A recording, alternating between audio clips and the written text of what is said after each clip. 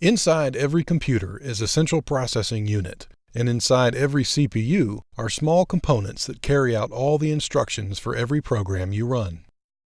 These components include AND gates, which only allow electricity to flow to their output wire if all their input wires are on. The AND gates use tiny transistors to control the flow of electricity to the output wire. The electricity from another part of the computer flows in from the top and gets stopped at the first transistor unless its input wire is on. When that input wire turns on, it causes an electric field to form around a small piece of insulated metal. This electric field reaches out past the insulation and causes the properties of the semiconductor material below it to change, turning a small part of that semiconductor into a full conductor, bridging the gap for any electricity flowing in from the left and out to the right.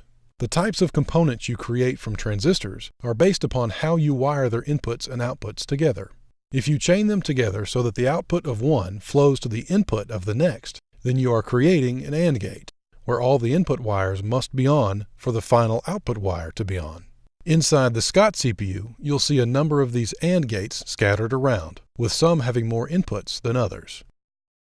Another type of component that you'll come across is the OR gate, which is represented by this shape. Instead of chaining the output of each transistor to the input of the next, you instead run all the output wires to the same place, the output of the whole gate. In this way, if any of the transistors have their input wire on, then electricity flows straight through them to the gate's output. You'll also see a number of these OR gates scattered around the Scott CPU. By the way, the Scott CPU comes from the book But How Do It Know by John Scott, which is available at his website, buthowdoitknow.com. It includes a great explanation of how computers work for beginners, and John was kind enough to allow his CPU design to be used in this video. The other basic component you'll see in any CPU, including the Scott CPU, is the NOT gate. The NOT gate uses a transistor to divert the electricity already flowing to the output of the gate to a ground wire, effectively short-circuiting the output wire, turning the output of the gate off if the input wire is on.